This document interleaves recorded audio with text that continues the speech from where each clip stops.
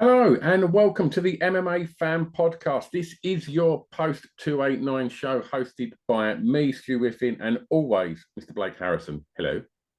Hello. That's very posh there. Hello. That was quite Can't, posh, can't wasn't you can't say Charles correctly. You say Childs, but you were like, oh hello. it? And that's, I can't believe you kicked off that, picking up where you left off last time. It really bugs me. I don't know why it bugs me. Yeah. Childs. It's Charles. I Do you don't know know why it what? gets me so much. I'm on another sponsor, on another podcast I do. We had a sponsor whose name was Charles, uh, and I said it like that for about a year, and every single time I had loads of listeners just going, "Mate, say his name right. He's your sponsor." Yeah, and then, like, do say his name right. It's his name. Anyway, We're going rogue today, aren't we? We're our producers on holiday, so we're recording. We're going to sort of try and put this together and get it out. Obviously, because it's time sensitive, because we're looking back at the weekend's action. So you might find that the audio quality of this isn't quite as good as what you're used to. So bear with us on this one. 76, our producer, will be back for the next episode. And we've got some interesting episodes coming up, haven't we? And don't know if we want to announce them yet, but we've got some good guests in the back pocket, haven't we? I never like to announce it. Just No, I'm don't. like, we haven't recorded it No. yet. So what if it all goes Yeah, horribly absolutely. wrong? Which Yeah. I think we've made those mistakes before. So I'm not I going to mean, do it again. based on the last 2 weeks of trying to get one guest on, and then I think it's definitely worth just keeping that gob shut. Yep. But if you are listening to us for the first time, or you haven't checked out that catalogue, we have just recently interviewed Alexander Volkanovski. Don't know if you know him, but he's the featherweight champion of the world. Big deal.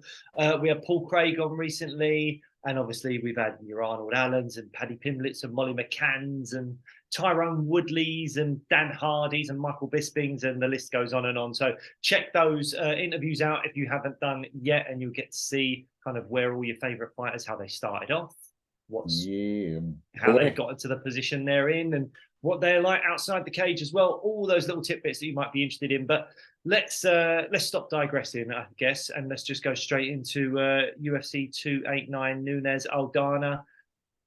When we were recording the pre-show of this, when we were recording the pre-show, trying to find the most delicate diplomatic way of saying it, we weren't overly keen on the card, were we? We know we got UFC 290 coming up with Volkan Rodriguez and Moreno versus Pantoja, and there's good fights on the undercard as well. 291, you got the BMF belt, and from if memory serves me, the undercard fights on that are pretty decent as well. I think after that, what's scheduled to be Sterling versus Sean O'Malley has had a couple of other fights announced on it that I'll look up later. But basically, the next few cards are looking decent, particularly in July, 290 and 291. Yeah. This one on paper, you were like, oh, other than Dariush Oliveira, it was a bit.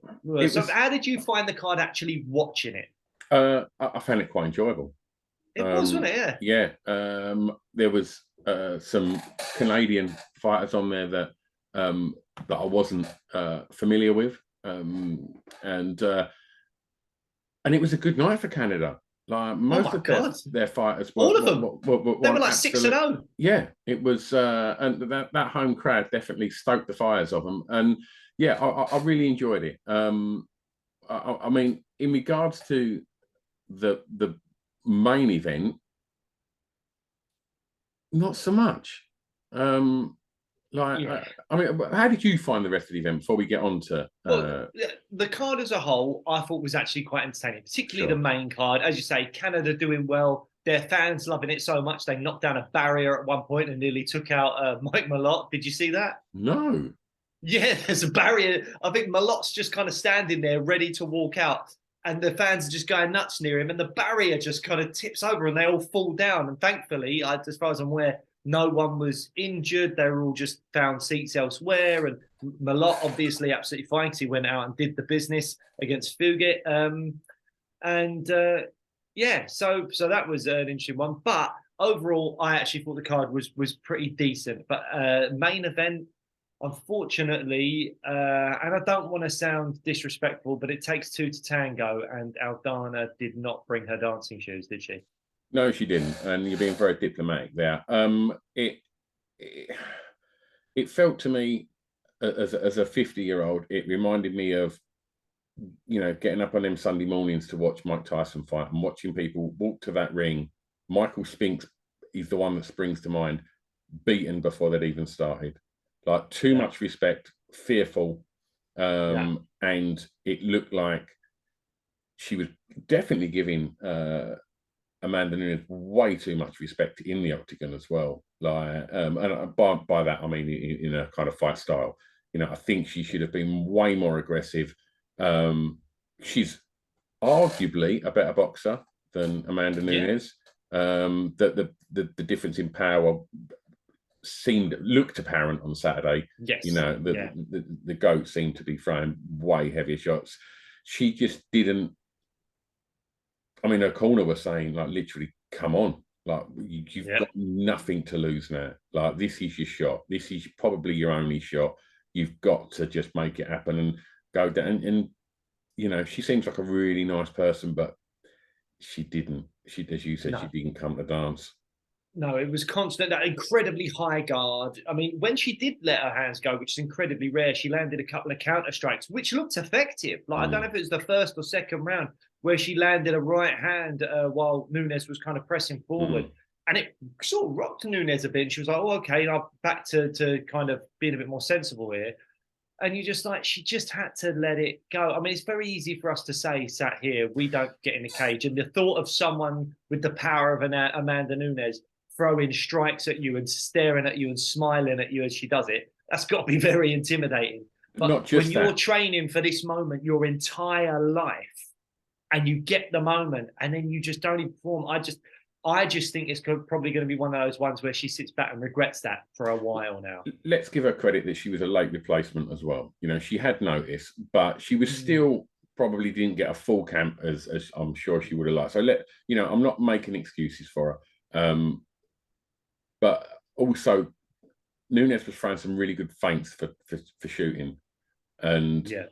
that was taking right off of her game. You could see she didn't want to go at the ground, but whether that impacted. Nunes didn't even follow her to the ground. I knew it was like watching like a big brother or sister or like a parent wrestling and mucking about with their kid at points where she was just like, I'm just going to grab a leg, throw you to the floor, but I'm not even going to follow you down. I'm going to let you get back up and then start boxing Yeah. you up again. But just the way she was able to take her down with such ease. And it wasn't until the third round, I think halfway through the third round, that she actually started following her down and doing some damage on the ground. Before that, she was like, I can take you down whenever I want, but I'm going to play with you a little bit first.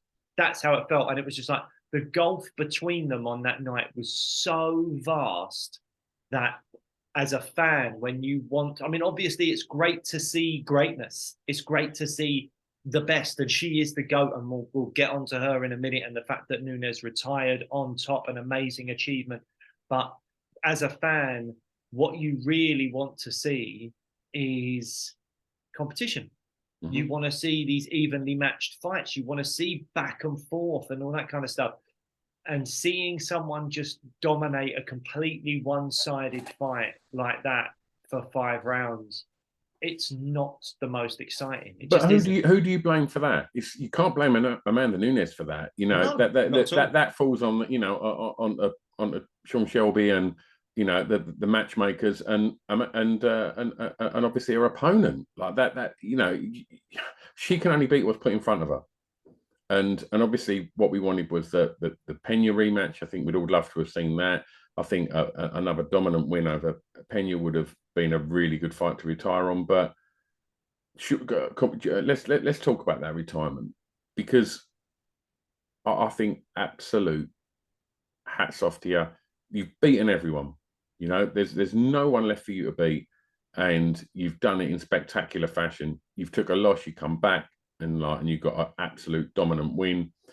An absolute, just the fact that I'm sure she said she's having another baby. Yep. Just fantastic, brilliant for women's MMA.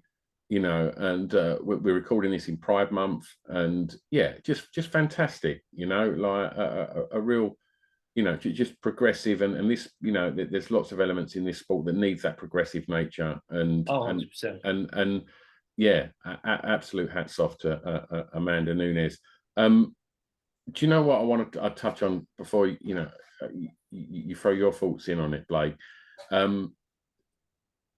Penna just jumped straight on socials. Yeah. And do you know what? I just thought, you're forgetting that you got smashed. Like, what are you talking about? Like, you know, I'll take that as a, you know, as a compliment blow. And it's just like, mate, like, who the fuck are you? Like, just let her have this moment. This is a beautiful moment. This is, you know, the greatest of all time retiring, and you're just, you know, you was meant to be there. You're not there. Where are you? Well, she had a broken rib. She had a broken rib. And in the tweets, the first tweet, she said, oh, something like, and I'm paraphrasing here, I scared you into, I scared you so bad you had to retire. On a personal level, good for you. Like, I hope you're happy. But on a professional level, what the fuck was that about? And then she said, I'll take it as a compliment. I mean, look, as you say, yeah, she's forgotten that yes, she finished her in the first fight, in the second round, whatever it was, but then she was beaten from pillar to post in the rematch.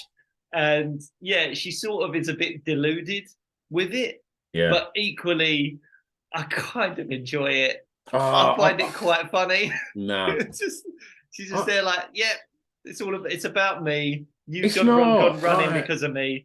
It's part of the fight game as well. I know. Isn't it? It's I like, know. As long as it's not personal, like when people start bringing in family or you know, religion and you know, all that stuff, what and Penny sexuality and all that. But I thought it was quite funny. Penny should just think, do you know what? Like, that's a fight I don't have to fight now. I've probably got a better chance of getting that belt now. She should be happy.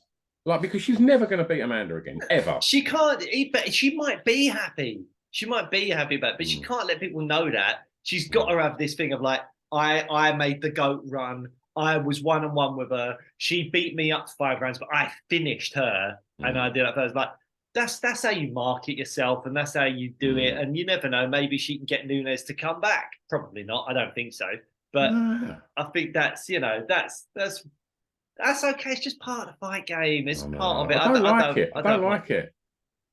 Like, I just think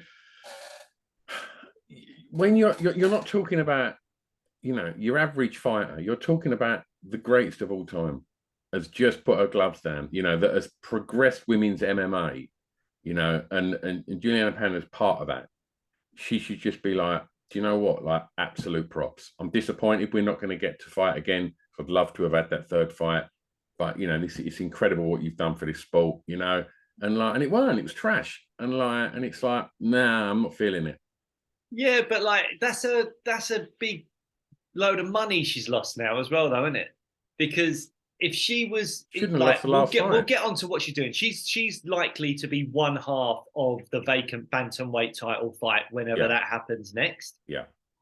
Whoever they put her up against will not draw as many eyeballs as Amanda Nunes. No. And so she's lost a bunch of money by being part of like a main event or a pay-per-view points or whatever it would be, you know. So she's probably furious. She's probably gutted that that's happened. And and do you know what? I think she believes in her heart of hearts. She finished her in the first fight. She wasn't expecting what happened in the second fight. Third fight, I'll do her. And if you truly believe that, and I think most fighters have to believe in themselves to almost deluded points. If you believe it, then you're like, oh, I'm going to go and beat some random bantamweight now that people probably don't really care about and get a belt. Whereas I potentially had the opportunity to beat the greatest of all time for the second time, really cementing my legacy and what I had done. And so, you know, yeah, you will be annoyed. It's like, I don't think Conor ever beats Khabib, but Khabib retiring has probably pissed Conor off so much because he's like, I think I can still beat him. I think I can get that one back. And when people do that, it's very hard for people that could have made money with them and feel like they are, you know, one down against them and they can easily get it back. It's probably hard for them to then just go, "Oh, I'm really happy for you." They probably are a bit like, "Fucking hell, just I want to have that back and I want to win and I want to get that money and all those things." What you just said there about the money, I hadn't considered, and that's a really valid point. You know, she's probably thinking, well, I'm then going to be fighting for a fraction of what I could have fought for. Shouldn't have lost the second fight. Yeah, that's why, isn't it? Shouldn't have lost the second fight. Juliana, you didn't listen. You shouldn't have lost the second fight. If you would have won the second fight, you're still the champ. You're not. You're nothing. Right. You're nothing. It's just like the #1 ranked bantamweight in the world. Probably going to be the next champion. You're nothing. What a classic MMA fan thing. You're not a champ. You're nothing, mate. You're nothing. Juliana Roof. What? Nah, nothing, mate. Anyway, enlightening Stu in here. But yeah, so I mean, Nunes, as you pointed out now, Nunes, unbelievable champion, and done it the right way. You don't get many retirements in MMA where they're like happy retirements. You've got maybe GSP, you've got Khabib. Most other retirements are they're on their way out. They've lost by knockout a couple of times, or there's something bad going.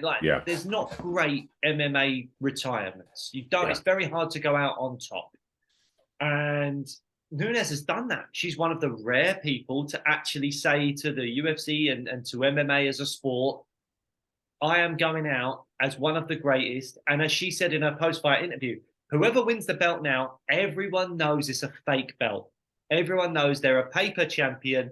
I'm the real champ. I just couldn't be bothered to defend it anymore. But you know, even if they've got a belt wrapped around their waist, they are not as good as me. That's amazing, isn't it?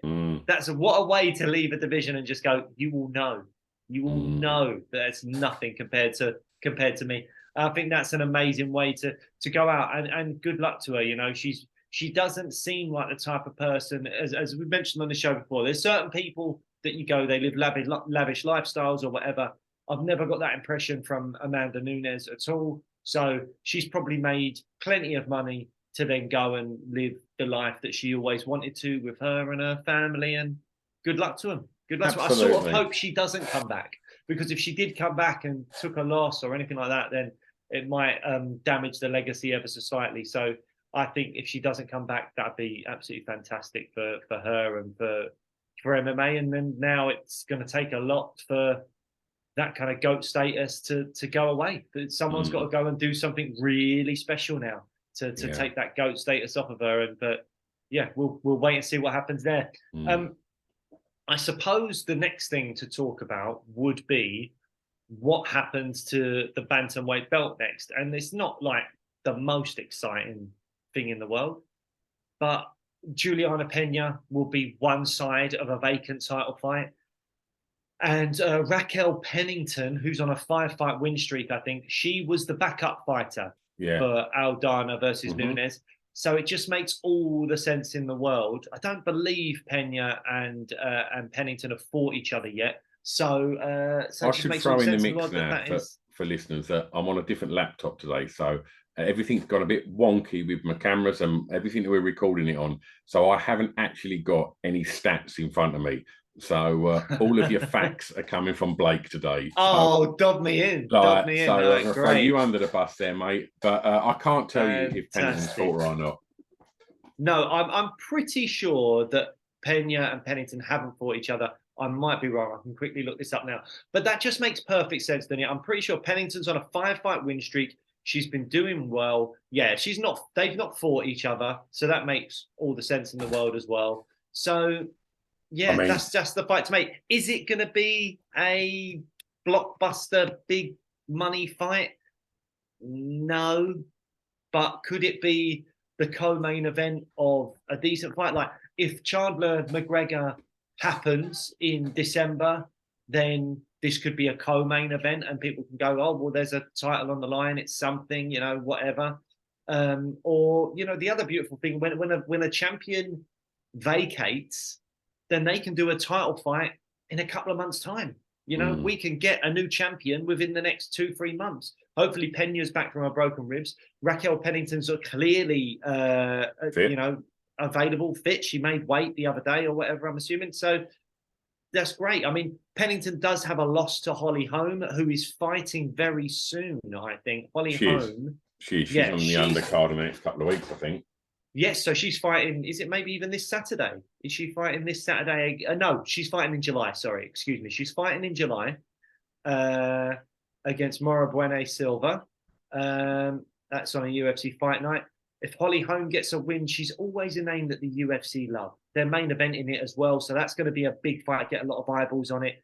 So Holly Holm, as much as people go, oh, Holly Holm, she's been around a long time. You know, she's not. She's very up and down more of late, but you know, if she gets a win, there's always a chance she's got a win over Raquel Pennington.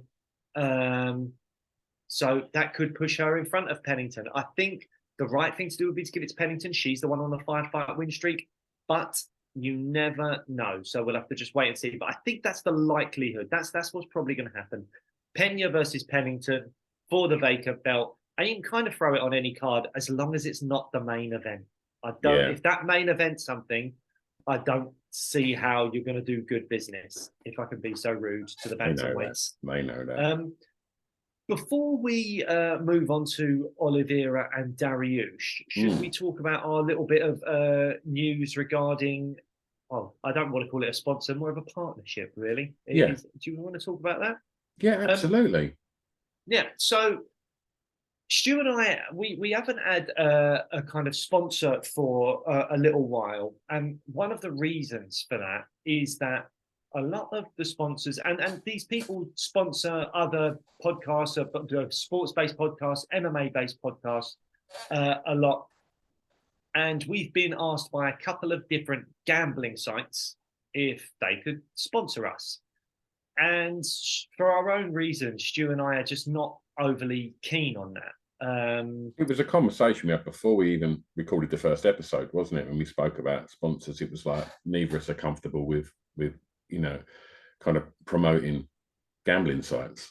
No, and this isn't a knock on anyone that does. Like, if there are people out there that've got to make their money, whether it be through podcasting, YouTube, and whatever, and gambling sites will offer them money to do stuff, and it's fine. And you know, that's down to them.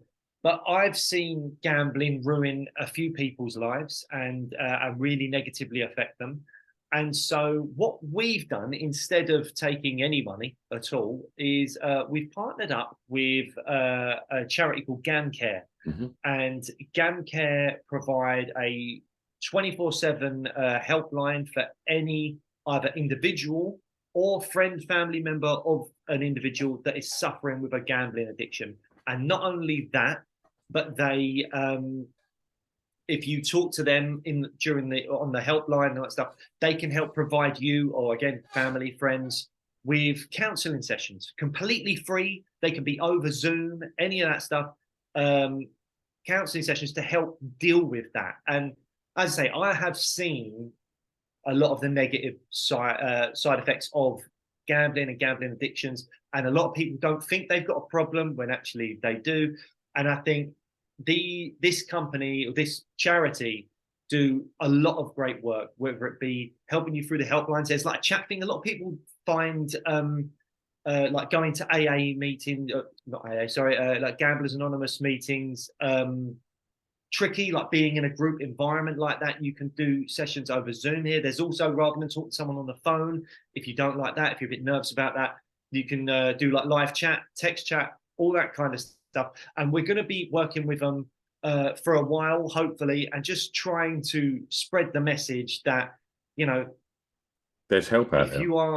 There's help out there. There's help. If you are struggling, there's help out there, and it's very accessible. There's no judgment, and they're there to help you, whether you're in debt, whether you just have a problem, if it's affecting your relationships with your loved ones, any addiction you may have, or you know someone that's suffering. These people can really help you. They can help the person that's really suffering.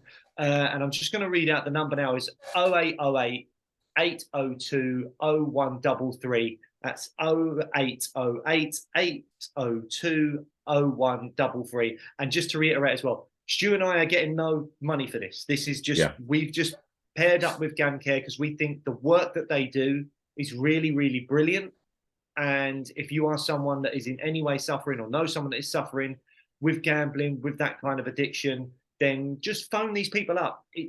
No commitment, no anything. Just have a chat with them, see if that person on the helpline can help you. And then from there, you can potentially get counseling sessions, you can get some advice, anything like that to help you out or help your loved one out. And I think, that's just what we thought was the right thing to do in this day and age. When again, we have seen some people really suffer with gambling addiction. So that's kind of that. We will talk more about it in a few future episodes, and we will go more into details of the great work that they do. But in the meantime, I should also say as well, I know Blake gave the number out there, but in the show notes to this episode, you can go over there and we'll put the link to the website. So you can head over there. If anything that Blake just said there has spiked anything, or has made you feel that, you should go and explore, what they do there, then, like you say, whether it's directly for yourself or for a loved one, then just go to the show notes and click the link and go and see what GamCare do. Absolutely. Right. Let's crack back on with UFC 289. Oliveira Dariush. It's kind of what the whole card was leaning on, really. There was a joke I saw about, but a couple of days before the fight, a meme or something that someone put out of Charles Oliveira saying Charles Oliveira has had to withdraw from the contest due to a back injury from carrying the card on his back. But wow, what a performance from Chucky Olives. I mean, that was really special, wasn't it? I mean, my heart breaks for Beneil Dariush to go on an 8-fight win streak. You don't get long win streaks often in the lightweight division. It is an absolute killer division. It's a Shark Tank division. Dariush going on an 8-fight win streak was really impressive. I felt like he earned a title shot. And also, I kind of feel like skill for skill, he matches up really well with Islam Makhachev. I think that's a fight I'd really like to see. But now, I don't see how he gets there. Oliveira just, those 2 head kicks rattled him big time. And it wasn't Aldana level, but I think very early on, Dariush sort of had the fight kind of beaten out of him a little bit. How did you see it? Friday night, I jumped on YouTube, and one of the suggested things that come up was hyped fighters that disappeared. And with all due respect to him, one of them was Alex Hernandez, isn't it? And yes. And they were showing him starching people, and then they showed him starch Beneil Dariush, and it was like, holy shit! Like, a good shot will put him away. Yeah, and I'd forgot about that. Yeah, and me then, too, to be fair. I just thought, oh, blimey. Like, I'm not suggesting he's chinny by any means, but I'm like, oh, he can get put away like that. I know all fighters can, but I then watched it and I wasn't worried he won this fight. I love both of them fighters. And so I was kind of indifferent. I'd like to have seen Beneil get his shot at Islam, because I agree with you. I think his fight style lends itself to Islam, maybe more so than what we've seen other people's. I'm not including Volk in that. But yeah, we're spending a lot of time talking about Beneil here. Charles looked absolutely incredible. Like, it was just like he was just on fire and just made a big statement. Do you think? I mean, there's not huge amounts to talk about because it was done and dusted pretty quick. Do you think that performance gets him a shot? I think it might do, but I'm not overly bothered. Right. If I'm honest. So you think I'd rather he has one more win. For me, again, like we talked about in the preview show, I think it's all about timing. Like, Dana White has come out and said he is interested in the Oliveira versus Islam rematch. it seems relatively clear that the Abu Dhabi card in October will be headlined by Islam Makhachev. So there's not a lot of time. The thought of the winner of the BMF belt, Dustin and Gaethje, being ready in time after fighting each other to fight Islam Makhachev, I just don't see it happening. If somehow miraculously one of them knocks the other one out in round one, then yes, that person can get the shot in Abu Dhabi. But I think it's very unlikely, very, very unlikely. I think right now, Charles Oliveira, unscathed.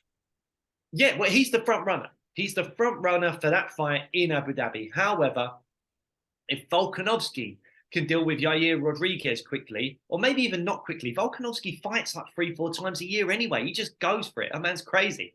But if he can put Yair Rodriguez away and be, relatively unscathed, uninjured, whatever, in July, he's got, I think he fights early in July, so it'd be most of July, August, September. And I think, I'm not sure if that card's taking place in October, late October, I don't know. But Volkanovski could turn around in 3 months and fight Makhachev. And for me, because they've both lost to Makhachev. One of them was an incredibly close, really interesting fight. The other one was a bit of a walkover. I would rather see the close fight again. I'd rather see Volkanovski fight Islam Makhachev again. I really feel like I need to see Charles Oliveira get one more win before he fights for the belt. But who's he got to win? Who's he got to beat? It doesn't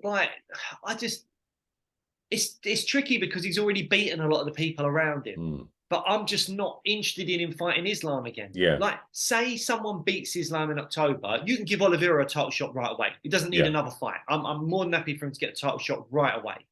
But off this one win, which was a great win, phenomenal win, Charles Oliveira, arguably one of the most exciting champions the UFC's ever had, incredibly exciting lightweight. I mean, the way that his fights went against Chandler, Gaethje, Poirier, even Islam when he lost, and now Dariush. I mean, that guy is on fire in terms of excitement. Even when he's lost, it has been incredibly exciting. He is a kill or be killed type fighter, and you've got to love Charles Oliveira for that.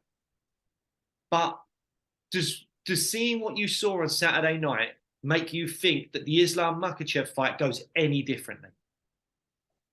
No.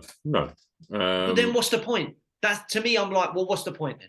Well, I mean, that's from a fan's perspective, right? That, Yeah, that's why I am. No, but I think you've got to look at his position in the ranking system. And I know that with the UFC, it doesn't always count for a great deal, because essentially when you're throwing belts into the mix, then pay-per-views and that sort of stuff does seem to take precedent a lot of the time. I don't know. I don't know. I wonder what the Makhachev, what the Volk fight took out of Makhachev, if anything. I don't know. Probably, I don't think he's going to come back a vastly different fighter. He still won it. I don't know. Maybe Charles has a different camp this time and tweaks the weaknesses. He can watch that fight back. I don't know. I agree with you. I do agree with you that it is a really tricky place. I mean, when you look at the UFC rankings at the moment, Charles has lost to the champion, Islam Makhachev, beat number 2, Dustin Poirier, beat number 3, Justin Gaethje, beat number 4, Dariush, beat number 5, Michael Chandler. And there's not really much point of him coming off of a win and then take it on, say, Arman Sarukian, who's fighting soon and is ranked 8th, or, Rafael dos Anjos or Jalen Turner, who's got a fight, I think, lined up against Dan Hooker, and he's ranked 10th. Like, it is a tricky spot to be in. He's beaten everyone around him. I feel for Charles Oliveira in that sense. Maybe the only fight that does make sense is the Islam Makhachev fight. But I, as a fan, am not sold that it's going to be massively different. I'll watch it because I watch all of it. But I'm not overly excited about Charles Oliveira versus Islam Makhachev. I would much rather see Volkanovski Makhachev 2 than I would Oliveira Makhachev 2. Agreed. But we'll have to see what happens. I mean, if Yair Rodriguez pulls something magic out of the bag against Volkanovski, and he's very capable of doing it, he's an incredibly unique and exciting striker, then the only choice you've got is Oliveira. So that fight will have to be, because again, if Gaethje versus Poirier goes any more than about 2.5, 3 rounds, there's no way that those two, either of them, whichever one wins, is going to be fit and healthy come come October. Because you know what you get when those two step into the octagon, which is why we're all so excited for it. It is going to be carnage. Yeah. So there's no way they're going to be ready for October, I don't think, unless one of them gets a really early finish. And I don't think that's going to happen. So, I mean, what happens to Beneil Dariush now? And you know, I know I laughed and said Penna, you know, his name, but you know, I'm just joshing. And Beneil, he's in a situation now where it's so close and maybe should have had that shot, but it's going to be a long road now. And I think what's next for him. So do you think, you know, you've got, you know, you mentioned Gaethje, Chandler and Dustin. I don't think any three of them will have any interest in fighting Beneil. I don't think there's enough money in it for them. And so that leaves Beneil looking backwards and, you know, to the fighters you've just mentioned. And that's going to be a bitter pill to swallow, isn't it? You know? Yeah, it is. I mean, I think he's in real trouble now of, you know, never ever getting a title shot, which is a real shame. I mean, he's ranked 4th. He will have to fight someone behind him. I think maybe what he could hope for is that Michael Chandler, Conor McGregor doesn't happen, and he maybe could fight Chandler. But is Chandler going to want that fight? I don't know. Chandler wants super fights. I know he is above him in the rankings, and you know, you never know. A win over Dariush, ranked 4th, probably gets him a title shot against Makhachev or something like that. I don't know, but I think the likelihood is the UFC, I don't think, are overly keen on Dariush, which is why it took him so long to. Well, he'd never got a top shot. You know, he would have been, if he'd have beat Oliveira, he'd have been on a 9-fight win streak, and only then you could go, is he undeniable, or could someone still step in front of him? You just don't know. Well, we spoke about that. We still thought if you know, Dustin wins, you know, he gets he you know, fast tracks him, Volk fast tracks him. It does appear, you know, unfortunately, that his face doesn't seem to fit with the kind of. Unfortunately, he's in a division with big personalities, you know, and fan favorites. You know, Chandler, Gaethje, you know, Dustin. They're fan favorites. They bring the fire as well, and I just, unfortunately, he was lost in the middle of that with. And I'm sure, you know, when I've seen, you know, media with him, he's just a really nice dude, but he's not got that edge that those others have, and so he doesn't become as much of a, you know, a carrot to dangle in front of other fighters, and because the money's not there. So I do wonder what he's going to do. I think he's in a tricky spot. I think he's going to get those fights that I said Oliveira is obviously not going to get now. I think you've got Jalen Turner versus Dan Hooker coming up soon, and you've got Arman Sarukian maybe even this Saturday. I can't remember who Arman's fighting, but Arman Sarukian's ranked 8th. I think he was supposed to be fighting Renato Moicano, but now there's someone stepped in on short notice. So forgive me, I don't know who that is. But Arman Sarukian is a really top fighter, really, really great, young. He's the one that he fought Islam Makhachev on his debut at the age of like 23 or something like that, and gave him a really good fight. He obviously lost, but he gave him a really good fight. And I think Arman Sarukian is someone for the future. I really do. He's only 26 years old now. He had the loss to Silva. Yeah, he's fighting Joaquim Silva. He beat Damir Ismagulov, who's a great fighter recently. Before that, he lost in a close fight to Mateusz Gamrot that some people scored for Sarukian. Before that, he fights Islam Makhachev on his UFC debut. Then he goes on a 1, 2, 3, 4, 5-fight winning streak, loses to Gamrot, which is no shame, in a fight that some people thought he won, then comes back and beats Ismagulov. Now he's fighting Joaquim Silva because Joaquim Silva's coming on short notice. I'm assuming he will dispatch of Joaquim relatively easily. I'm not saying necessarily a finish, but even if it's by decision, he'll do that really well. And then he's in a position where he's ranked 8th. He's on a 2-fight win streak. He's only lost to the champion and Gamrot, and there's no shame in that. and I think he could get a fight forward, and I think that fight could be Beneil Dariush. Same with Jalen Turner. Jalen Turner's fighting Dan Hooker, I think, at one of these July cards. And I think if he wins that, then he could be looking forward. And Beneil is going to be getting those fighters that no one really wants to fight. And I believe it'll be Arman Sarukian right now. That's what I think will happen. What other fights did you want to talk about on the card? Unfortunately, I haven't got. Let me see if I can pull it up the card on my phone as well. Oh, mate! I thought you were about to do it on there, and you were about to go full green screen again. No, I can't handle that. That's so weird. No, well, I mean, look, Malott did really well against Fugit. He kind of almost KO'd him, and then submitted him straight after, almost KOing him. Jumped for a guillotine. Did really, really well there. Crowd went crazy. He went crazy as well, like in a great way, kind of rousing the crowd. He made it 6-0 for Canada, so it was a big night for them. So I can see the UFC really rewarding him and wanting to push him forward. Ige Landwehr was a good one. Like, great fight, mate. Yeah, that was close until the end of like round 1, and then Ige got knocked down. And then again, I think round 2, it was relatively close, and then Ige knocked him down again. So clearly won. You do not want to stand and box. You do not want to stand and box down Ige, mate. No. Bad ways to fight him. Don't do it. Like, he's very good. I thought he looked great. I thought he looked really good. Yeah. And you know, Landwehr is like, he's not a, you know, he's no joke, but he looked like he was running out of ideas. And I think getting the knockdowns did not help that. I thought, you know, he obviously wanted to stand and trade as well, and he was just getting beaten to the punch. And I know that Dan Ige had a bit of an up and down career, but yes. I hope that this is the start of something good, because that must have done his confidence the world of good, because I thought he looked fantastic. Yeah, and look, you never know. Fighters like Dan Ige, something just happens with him, and all of a sudden they go on a little surge or something. He's on a 2-fight win streak at the moment, but when he's fought the top guys, the kind of top 5, you know, you Josh Emmett's, Korean Zombie, Calvin Kattar, and Movsar Evloev as well, who I think could very easily be a top 5 guy.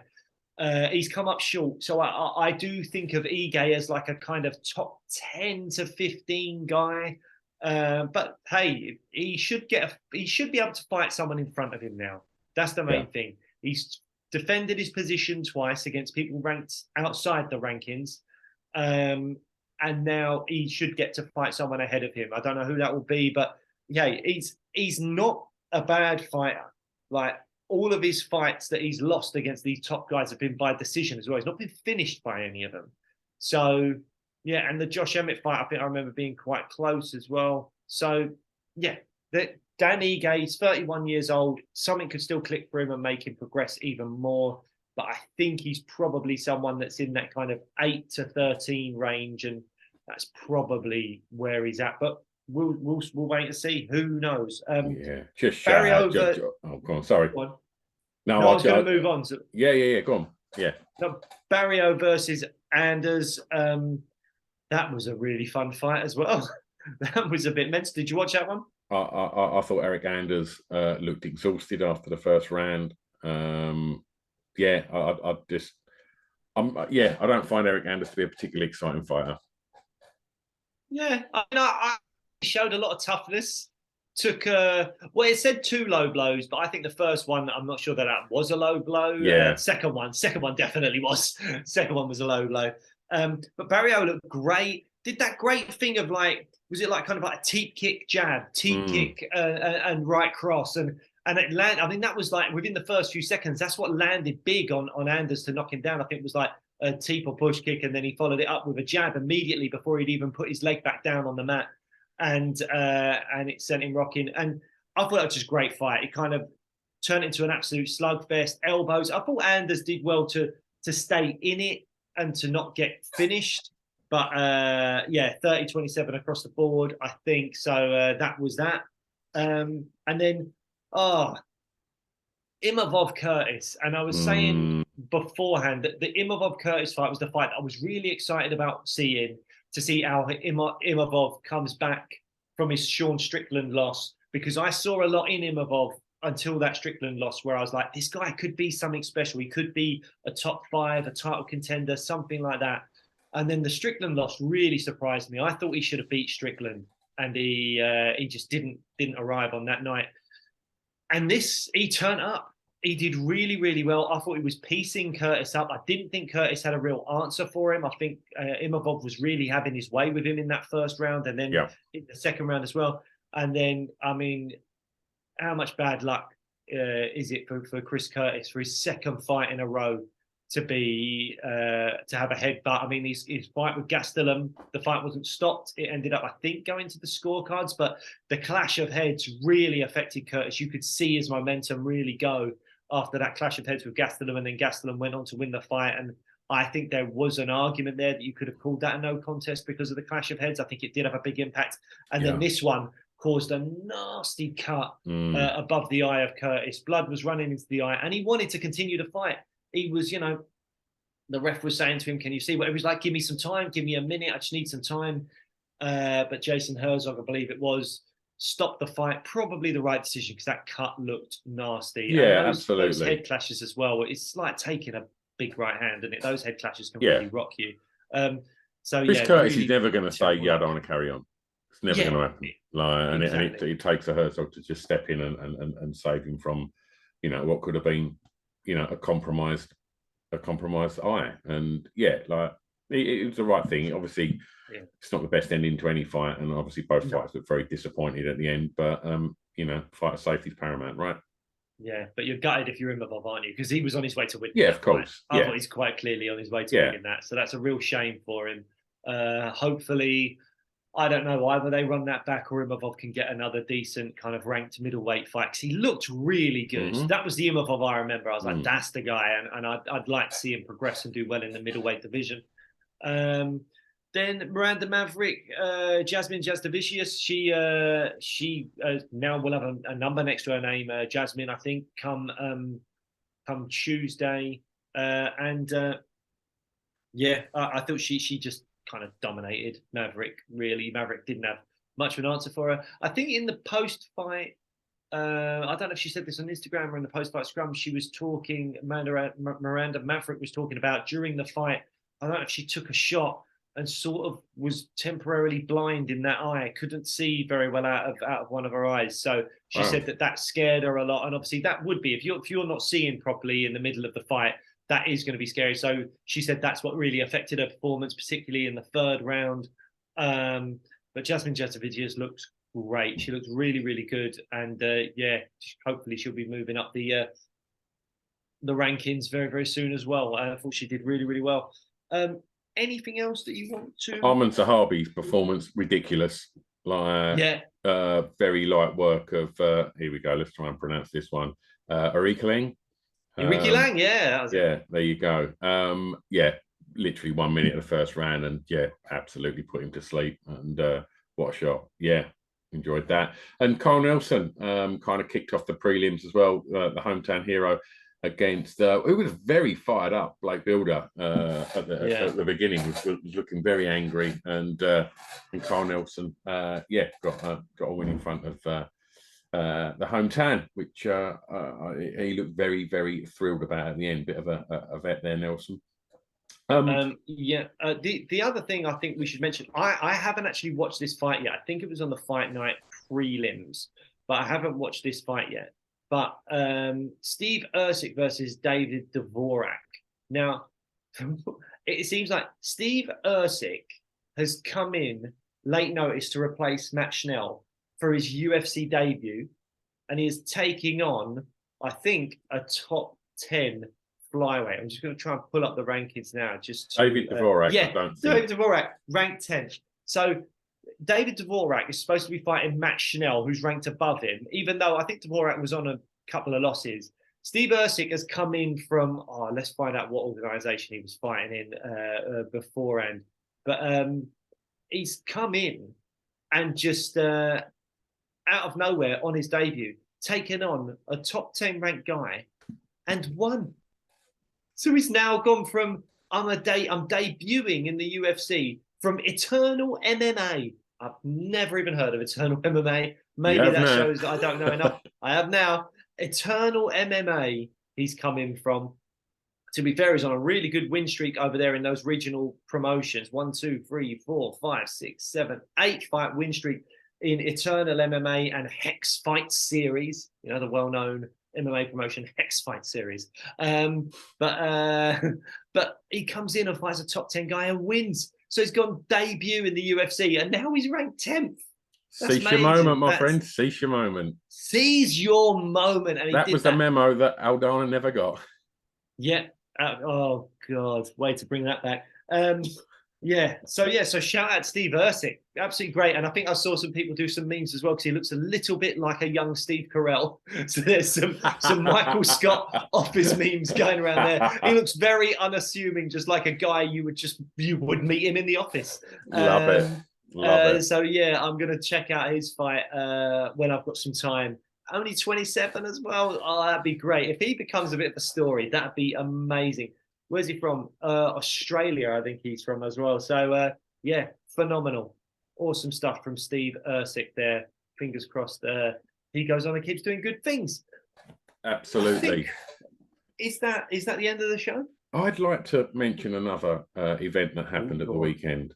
And yes, please take the floor, man. And I'd like to shout out my sister-in-law Nina Hughes, mum of two, working mum of two, at 40 years of age, had her first defence of the WBA bantamweight title at Wembley Arena.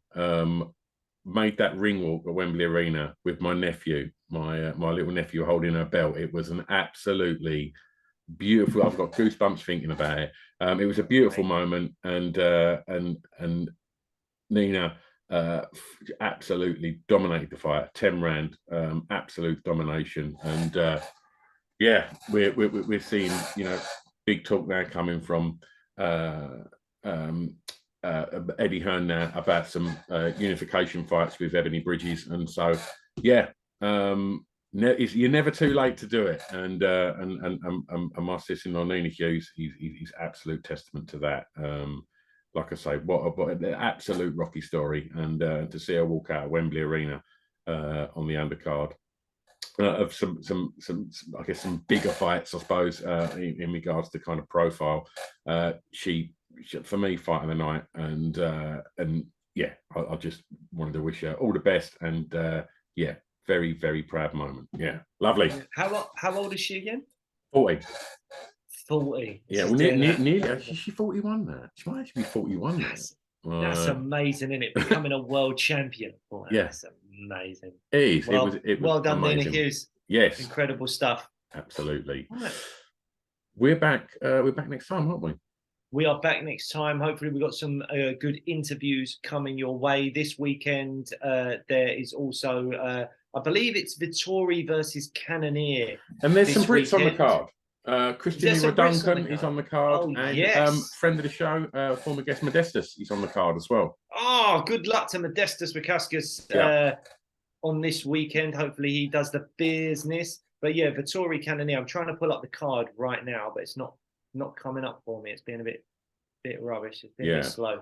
And and also shout out George Hardwick. Great news to hear that he's going to be fighting on the Dana White Contender Series. You know, big friend of the show, and yeah, absolute killer. So look forward to that fight. Yeah, if we're lucky, we might get to chat to George at some point soon. But I mean, I have to say, it's phenomenal thing, great achievement. Hopefully, he will be in the UFC very, very shortly. But got someone like George, who is a champion, who has defended his belt. Just sign him. Like just sign him, man. Stop doing the Contender Series stuff. He deserves to be signed. I'd say a similar thing about Paul Hughes as well. These guys just deserve to be signed. But, you know, George Hardwick, he's decided, I'm just going to go for it, go for the Contender Series fight. Best of luck to him. And yeah, flying the flag for England, for Middlesbrough, for the UK. So hopefully that thing's Chicken going well. I believe it's chicken parmos all round come August. So, yeah.